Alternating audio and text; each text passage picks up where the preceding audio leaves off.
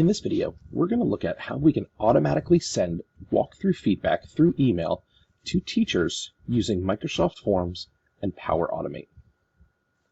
The first thing we want to do is to create a list of teachers with their emails. I highly recommend doing this in Microsoft Excel. So here we just have a simple list with the staff name and then their email. I only have a few listed here, but you can post as many as you want in here. It's important to make sure that we save this somewhere we can easily find it for quick editing and to reference in a moment. Once we've got that done, the next step is to create a SharePoint list. So in our vPortal, we can head to Office 365 and then navigate to SharePoint. Once we're in SharePoint, we can go ahead and go to Lists. Once in our list, we can go ahead and create a new list. And what's great about Microsoft Lists is we can upload directly from Excel that file that we just saved. And so I'm going to go ahead and upload that file. And it should be called Staff Emails for Forms.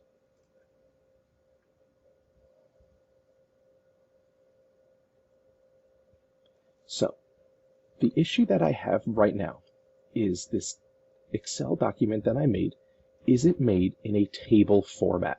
This is an easy fix. So what I need to do now is go ahead and open my Excel document. I'm going to select all of my data by holding Shift, Control, down, and then to the right. And then I could just hit Control T. Once I hit OK, it's going to go ahead and make that a table for me. And then I can just simply X back out once I see that it's been saved. So now we'll go back and try this again. Staff emails for forms. Now, it loaded the table in. We can see there's just this table. And we can see that this is going to be, the title is staff name, and we just have a single line of text as the email. And go ahead and hit next. I could say staff emails for Power Automate. We can make this red. And we'll just make it a list. We'll save it to My Lists.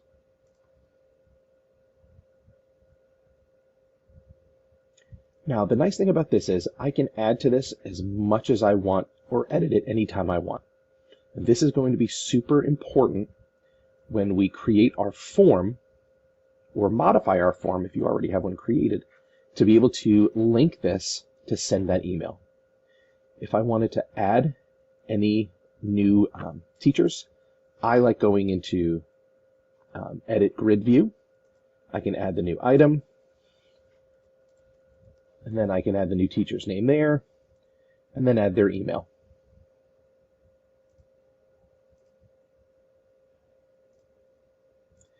And again, you can update this as much as you want. What's important to remember is anytime you update and add or remove a teacher from this list, we also have to update our Microsoft form that we're going to make. Okay. So we made our list of teachers in Excel. And then we created our SharePoint list using that Excel document. Now the next thing to do is to create our feedback form. And there are a lot of different ways that we can do this. Once we're in Forms, again, right in SharePoint, you can go back to the little waffle in the top corner and go to Forms, or you can just simply type forms.office.com and it will take you directly there. So what I'm going to do is go ahead and click New Form. My form is going to be, I'm going to name it Power Automate Email Test. You can name it, Classroom Walkthrough Feedback, however you want. You can go ahead and, if you already have a template made, that's fantastic. You can just modify the template you have. But for me, simply, I'm going to just add a few questions here. I'm going to put or let's put walkthrough date. We're going to make this required, and we have this set as a date. Our next question, we're going to say teacher name, and this is where I'm going to list all of my teachers. Now, the reason it's so important to make that Excel list earlier is because now I can just copy that entire column of teacher names, click right into option 1, and click paste. It puts that weird image for some reason. Just go ahead and delete that on the top one. And then you can see that I have all of our names listed right here. It's important to do it this way because if you happen to have an extra space in the middle or at the end, or if you spell somebody's name differently on this list that you did in the Microsoft list, they're not going to match up to be able to automatically send that email. So now I have the teacher name. And then I'm just going to add simple feedback. Also going to make that required. And the feedback I'll make required is also, but you can add as many questions as you want. You can add branching, you can add ratings, any of these types of questions. You can even add a file if you really wanted to upload pictures, and that will work as well. But for here, we're just going to keep it real basic. So now we've got our form. What's important is before we set up the Power Automate, you have to have your form completely finished. It needs to be made in its entirety. Once we start moving things around in Power Automate, we cannot modify this form other than to add options to a teacher, or if we had another question that had, what type of, so what subject were you observing? If you were only focusing on ELA and math to start the year, but then you added science later on, you could add that as an option, but we cannot move questions or add any questions at all. So we've got our list of teachers with emails. We uploaded them to SharePoint for our SharePoint list. We made our basic quick little form here. And now the final step is to set up our Power Automate. This is the fun part. So once we've got all these open, I'm just going to leave all of my tabs open here because I may want to reference them in a minute. I'm going to go ahead and go to Power Automate, which if you're in SharePoint, you can click the waffle again and go to Power Automate, or just type in Power Automate and it will basically take you right there. And I'm going to go to Create. And so I want to start from scratch with an automated cloud flow. This says it's triggered by a designated event. And the event that I want it to be triggered by is every time a form is submitted.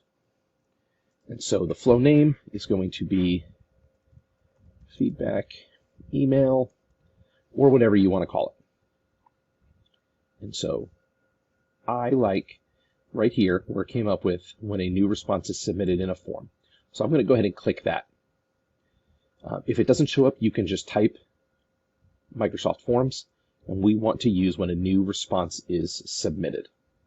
That's going to be the beginning stages of our form, of our automate, sorry. So now you'll notice we have when a new response is submitted. That's my entire automate so far. If I click here, I need to pick a form. So what I can do is just click on the form ID, and as long as I created the form, it should be, there we go, Power Automate email test should be listed right here. Now, if you have a SharePoint group that you created the form under, that's a little bit tricky. If that is your situation, go ahead and reach out to me and we can set up a call to talk. But we're going to go ahead and choose that Power Automate email test. Simple enough. So now we know anytime a new response is submitted to this Power Automate email test, I wanted to trigger this automation. Once that happens, I want a new step. I'm going to add an action. And what I'm looking for is to get response details from Microsoft Forms. I'm going to go ahead and click there. So once that form is submitted, I'm going to go ahead and reference that form again.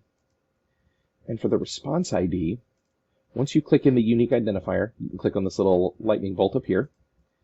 I'm just going to click response ID. And so it's going to recognize this unique ID. So it's not going to be sending an email with the same data multiple times. Okay, so now I've got my second step done, and I'm going to go ahead and move on to my third step, and that is going to be to get items. Make sure that you choose get items and not get item through SharePoint, because it's going to be multiple items at times. So under site address, I need to reference the site that I saved my SharePoint list. And so I believe, oh, it's in my personal list. So I'm going to go ahead and go to, might not even be listed here. I'm going to simply go to my SharePoint list. And what I can do is actually copy right up where it says lists, everything before that. I'm going to copy that. And I'm going to paste it there. I'm going to use that as my custom value. For you, it might show up there, but because I am regularly using the REA account, it recognizes that one.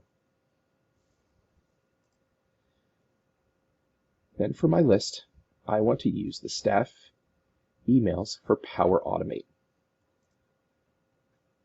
That is what I want to reference. So I'm going to get those items there.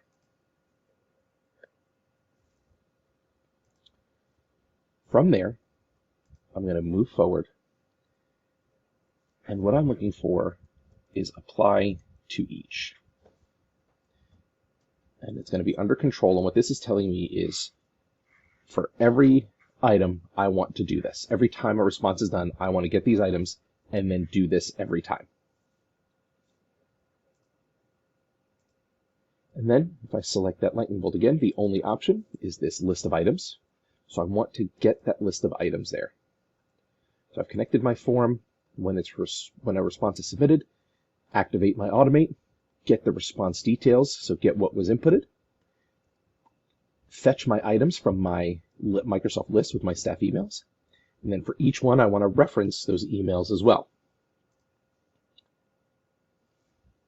So inside here, that inside the apply to each, not underneath it, I want to put a condition, because this is what's going to help me email the right person.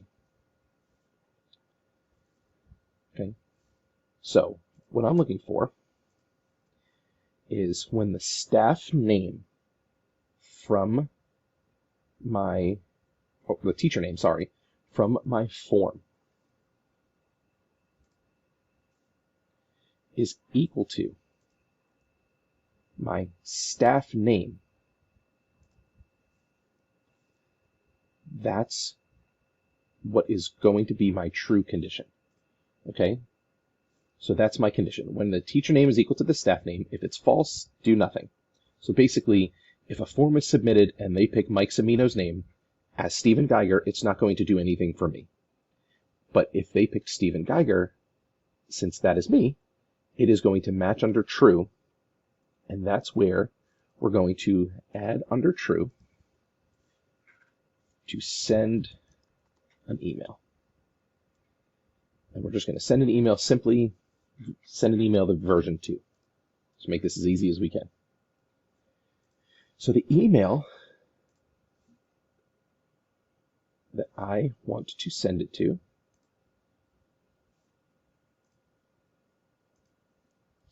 you may have to click if you noticed. It said no items. I'm going to enter custom value.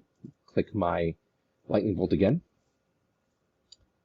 And then I'm going to go under my get items. I'm going to get the email. So what it's going to do there is match my name from the form to my name in the SharePoint list. And then whatever email is attached to that name, that's where I'm going to send it. And my subject is going to be classroom walkthrough feedback. And then I'm going to put on, and I want to put the date. You don't have to do this, but I'm going to go ahead and put the walkthrough date on there. Then in the body, this is where it's so important to make sure that your form is completed, because it can really mess things up and changes things every time you update it. And so this is where we're going to fill in everything that was entered in the form. So because my form was very simple, this isn't going to be very long. So I can have teacher name. Let's say I want teacher name. I want the feedback that was given. I want to know who it was completed by. And we'll call it a day there. But again, you can put as much as you want on here. And you could even type all of this out in Word, how you want the email to look, or even open up an Outlook email, type it in, then copy and paste it, just like this. Then, under teacher name, we're going to click my lightning bolt again. And under response details, I want teacher name. Under feedback, I'm going to put all the feedback. And completed by, I'm going to have responders email. I could even put, if I wanted to, put submission time. So this could be something where you could even put like the period or class time that they could enter in, or this is actually just the time that that form was submitted. So as long as I'm submitting the form directly after leaving the classroom, it would give me a rough time of when that walk was done. And so now that this is done, we've got our email all set up. What I want to do is go ahead and click Save.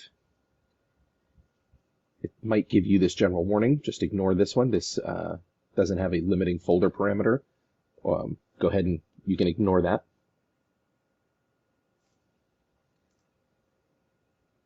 And so it's saved. Double save it there. See, we're going to go back, check it, and make sure that it's turned on. It's green. It says it's turned on. And if this says turn on, then we're going to click it to turn it on. But right now it says turn off, so we know that this is on. So let's go ahead and test out my form. So my walkthrough date, I'm going to say is today. My teacher is me.